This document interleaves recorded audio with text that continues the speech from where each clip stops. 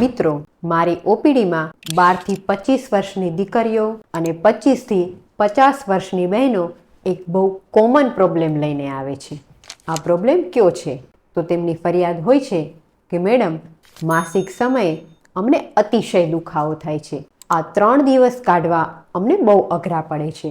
કોઈકને સ્કૂલે જવામાં તકલીફ પડે છે, તો કોઈકને જોબ પર જવામાં તકલીફ પડે છે.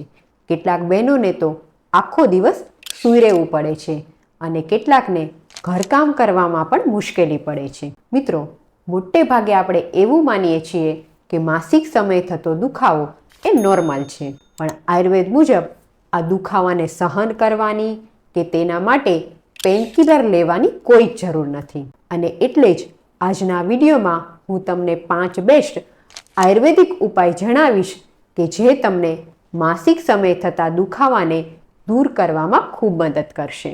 નમસ્કાર, હું છું ડૉક્ટર રિદ્ધિ પંડ્યા, આયુર્વેદ ગાયનેકોલોજિસ્ટ, સંજીવની આયુર્વેદ હોસ્પિટલ, ગાંધીધામ, કચ્છથી. માસિક સમયે થતા દુખાવાને આયુર્વેદમાં કષ્ટ આર્તવ કહેવામાં આવે છે. કષ્ટ એટલે કે મુશ્કેલી અને આર્તવ એટલે કે માસિક, એટલે કે માસિક સમયે દુખાવો થવો કે માસિક સમયે જે કષ્ટ પડવું તેને કષ્ટ આર્તવ કહેવામાં આવે છે. આ માસિક સમયે દુખાવા થવાનું શું કારણ છે તેના વિશે સૌથી પહેલા થોડું સમજીએ. આયુર્વેદના ચરક આચાર્યએ તેમની ચરક સંહિતામાં કહ્યું છે કે નહીં વાતા દતે યોની નારીણામ સંપ્રદુષ્યતિ, એટલે કે સ્ત્રીઓના શરીરમાં ગર્ભાશયને લગતા કોઈ પણ રોગ થવાનું મુખ્ય કારણ છે શરીરમાં વાત દોષનું વધવું. સાદી ભાષામાં સમજીએ તો જ્યારે પણ શરીરમાં વાયુ વધી જાય છે ત્યારે ગર્ભાશયના સ્નાયુઓ જકડાઈ જાય છે અને તેને કારણે જ માસિક આવતા સમયે દુખાવો થાય છે. મોડર્ન સાયન્સ મુજબ જોઈએ તો માસિક સમયે થતા દુખાવાને ડિસ્મેનોરિયા કહેવામાં આવે છે. આ દુખાવો થવાના અનેક કારણો છે. તેમાં હોર્મોન ઇમ્બેલેન્સ, એડેનોમાયોસિસ, ગર્ભાશયની દિવાલ જાડી થવી, ગર્ભાશયમાં સોજો, ફાઇબ્રોઇડ્સ વગેરેને કારણે માસિક આવતા સમયે દુખાવો થાય છે. ખાસ કરીને ટીનેજ દીકરીઓમાં પ્રોસ્ટાગ્લેન્ડિન્સનો સ્ત્રાવ વધી જાય છે અને એટલે જ નાની ઉંમરની દીકરીઓમાં માસિક આવતા સમયે દુખાવાનું પ્રમાણ ખૂબ વધી જાય છે. કારણ જાણ્યા પછી હવે આપણે એ જોઈએ કે આ સમસ્યામાં આપણે કયા 5 ઘરગથ્થુ ઉપચાર કરી શકીએ છીએ. સૌથી પહેલો ઉપાય છે કે માસિકના 1 અઠવાડિયા પહેલાં પેટ ઉપર માલિશ કરવી. હવે વિડીયો જોતી વખતે તમને પ્રશ્ન થશે કે આ માલિશ કયા તેલથી કરવી જોઈએ? તો જો તમારી વાયુની પ્રકૃતિ હોય તો તમારે તલનું તેલ લેવું જોઈએ. જો તમારી પિત્તની પ્રકૃતિ હોય તો તમારે ટોપરાના તેલનો ઉપયોગ કરવો જોઈએ. અને જો તમારી કફની પ્રકૃતિ હોય તો તમારે તલનું તેલ કે સરસિયા તેલનો ઉપયોગ કરવો જોઈએ. આ તેલને હંમેશા નવશેકું કરીને જ ઉપયોગ કરવો જોઈએ. ત્યાર પછી આ માલિશને કેવી રીતે કરવી જોઈએ? તો માલિશને હંમેશા ઘડિયાળના કાંટાની દિશામાં ગોળ ગોળ કરવી જોઈએ. તેલને સહેજ નવશેકું કરી અને નાભીની ફરતે ગોળ ગોળ માલિશ કરવી જોઈએ. ત્યાર પછી આ માલિશને ક્યારે કરી શકાય? તો માલિશને જો ભૂખ્યા પેટે કરવામાં આવે તો ખૂબ સારો ફાયદો થાય છે. આ માટે તમે સવારના સમયે માલિશ કરી શકો છો અથવા તો બપોરે જમ્યાના 3-4 કલાક પછી પણ માલિશ કરી શકાય છે. પણ હા, સૂર્યાસ્ત પછી ક્યારે પણ માલિશ ન કરવી જોઈએ. એટલે કે જો તમે બપોરે 1 વાગે જમતા હોય તો સાંજે 5-6 વાગ્યાની આસપાસ તમે પેટ ઉપર માલિશ કરી શકો છો. માલિશ કર્યા પછી 5 મિનિટ ગરમ કોથળીનો શેક કરવો જોઈએ. શેક કરવાથી ગર્ભાશયના સ્નાયુઓ રિલેક્સ થાય છે, લોહીનું પરિભ્રમણ વધે છે અને એટલે જ દુખાવો થવાની શક્યતા ઓછી થઈ જાય છે અને જો દુખાવો થતો હોય તો તેમાં રાહત મળે છે. પણ હા, જે બહેનોની પિત્તની પ્રકૃતિ હોય, જેમને કોઠાની ગરમી હોય, જેમને માસિક વધારે આવતું હોય કે માસિક લાંબા સમય સુધી ચાલુ રહેતું હોય તેમણે શેક ન કરવો જોઈએ. આવા બહેનોએ માત્ર ને માત્ર પેટ ઉપર માલિશ કરવી જોઈએ. જો તમારો પેટનો ભાગ વધારે હોય, તમને ગેસની તકલીફ હોય તો તમે આખો મહિનો પણ માલિશ કરી શકો છો. બીજો ઉપાય છે ગાયનું ઘી. ગાયના ઘીને આયુર્વેદમાં શ્રેષ્ઠ માનવામાં આવ્યું છે.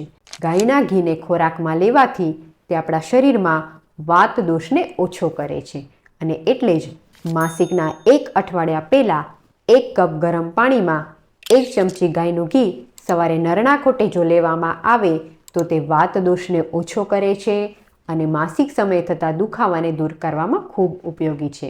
આ ઉપરાંત ગાયના ઘીના 2 ટીપા જો નાકમાં નાખવામાં આવે તો તે હોર્મોનને બેલેન્સ કરવામાં ખૂબ ઉપયોગી છે અને સાથે જ તે માસિકને રેગ્યુલર લાવવામાં પણ ફાયદો કરે છે. ત્રીજો ઉપાય છે જીરાનું પાણી. માસિકના 1 અઠવાડિયા પહેલાં નિયમિત જીરાનું પાણી લેવું. હવે આ જીરાનું પાણી કઈ રીતે બનાવવું? તો તેના માટે 1 ગ્લાસ જેટલું પાણી લ્યો. તેમાં 1 ચમચી કાચું જીરું નાખો. આ પાણીને ઉકાળો. અડધું પાણી બળી જાય એટલે બાકીના પાણીને ગાળી અને નવશેકું પી જાઓ. આ રીતે 7 દિવસ સુધી જીરાનું પાણી પીવાથી તે માસિક સમયે થતા દુખાવામાં ખૂબ અદ્ભુત ફાયદો કરે છે. મિત્રો, જીરાની તાસીર ઠંડી છે પણ તે ગર્ભાશયને સાફ કરવાનો ગુણ ધરાવે છે. માટે જે બહેનોને જો વધારે પડતું માસિક આવતું હોય તેમણે જીરાના પાણીનો ઉપયોગ સાવધાનીથી કરવો જોઈએ અથવા તો માત્ર માસિકના 2 દિવસ પહેલાં જ ઉપયોગ કરવો જોઈએ. ચોથા નંબરે આવે છે અજમા અને જીરાનું પાણી. હવે આ અજમા અને જીરાનું પાણી કઈ રીતે બનાવવું? તો તેના માટે 50 ગ્રામ જેટલો અજમો અને 50 ગ્રામ જેટલું જીરું લ્યો. આ બંનેને 1 થી 2 ચમચી ગાયના ઘીમાં થોડોક શેકી લ્યો. ત્યાર પછી આ બંનેનો અધકચરો પાવડર બનાવી લ્યો. માસિકના 4-5 દિવસ પહેલાં અજમા અને જીરાનું પાણી લ્યો. આ માટે 1 ગ્લાસ જેટલું પાણી લ્યો. તેમાં અજમા અને જીરાનો જે અધકચરો પાવડર નાખ્યો છે તેમાંથી 1 ચમચી પાવડર નાખો અને સાથે 1 ચમચી ગોળ નાખો. આ બધી જ વસ્તુઓને ઉકાળો અને અડધો ગ્લાસ જેટલું પાણી બાકી રહે ત્યારે ગાળી અને તેને નવશેકું સવારના ભાગમાં પી જાઓ. આ રીતે અજમા, જીરા અને ગોળનું પાણી પીવાથી તે માસિક સમયે થતા દુખાવાને દૂર કરશે. પણ હા, ખાસ ધ્યાન રાખવું, અજમાની તાસીર ગરમ છે તેવી જ રીતના ગોળની તાસીર પણ ગરમ છે. માટે જે બહેનોને કોઠાની ગરમી હોય, જેમને માસિક વધારે આવતું હોય, જેમને પિત્તની પ્રકૃતિ હોય કે જેમને હરસમસામાંથી લોહી પડતું હોય તેમણે આ અજમા, જીરા અને ગોળના પાણીનો ઉપયોગ ન કરવો જોઈએ. 5મા નંબરે આવે છે સૂર્ય નમસ્કાર. મિત્રો, માત્ર 3 મહિના રેગ્યુલર સૂર્ય નમસ્કાર કરવાથી તમને કોઈ પણ દવા વગર માસિક સમયે દુખાવો ઘટાડવો હોય તો સૂર્ય નમસ્કાર કરવાથી અદ્ભુત ફાયદો થાય છે. આ સૂર્ય નમસ્કાર કરવાથી માસિક સમય દુખાવો તો દૂર થાય જ છે, સાથે જ તે તમારા હોર્મોનને બેલેન્સ રાખવા અને વજન ઘટાડવામાં પણ એટલા જ ઉપયોગી છે. સાથે જ જો તમારો ચિંતા કે સ્ટ્રેસવાળો સ્વભાવ હોય તો તેને દૂર કરવા માટે નિયમિત ઓમકાર અને ભ્રામરી પ્રાણાયામ કરો. મિત્રો, આ થયા માસિક સમયે થતા દુખાવાને દૂર કરવાના 5 ઘરગથ્થુ ઉપચાર. આ ઉપરાંત આયુર્વેદમાં એક બસ્તી ટ્રીટમેન્ટ કરવાની કહી છે. આ બસ્તી ટ્રીટમેન્ટ કરવાથી તમને માસિક સમયે થતા દુખાવામાં અદ્ભુત ફાયદો થાય છે. આ બસ્તીને આપણે સાદી ભાષામાં એનીમા પણ કહી શકીએ. આ બસ્તી ટ્રીટમેન્ટ કઈ રીતે કરવામાં આવે છે? તો આ બસ્તી ટ્રીટમેન્ટમાં ઔષધીય તેલ કે ઘીને સંડાસની જગ્યાએથી નળી દ્વારા અંદર દાખલ કરવામાં આવે છે, જેને માત્રા બસ્તી કહેવામાં આવે છે.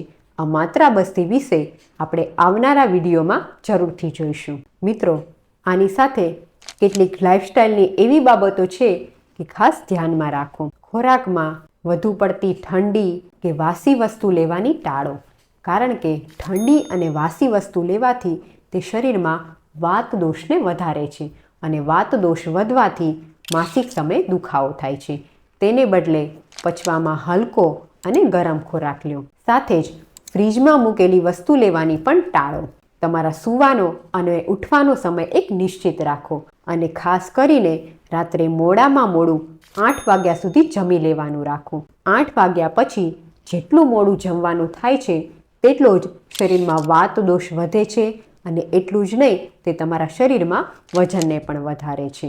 આ થયા કુદરતી ઉપાયો. મિત્રો, પેનકિલર લેવાને બદલે જો આયુર્વેદમાં કહેલા આ ઉપાયોને કરવામાં આવે તો તમને આ સમસ્યામાં કાયમી અને ચોક્કસ ફાયદો થાય છે. આ સાથે જ જો તમે આયુર્વેદ ટ્રીટમેન્ટ લો તો તમને માસિક સમય થતા દુખાવામાં અદ્ભુત ફાયદો થાય છે, જેના માટે તમે અમારો ઓનલાઈન કે ઓફલાઈન સંપર્ક કરી શકો છો.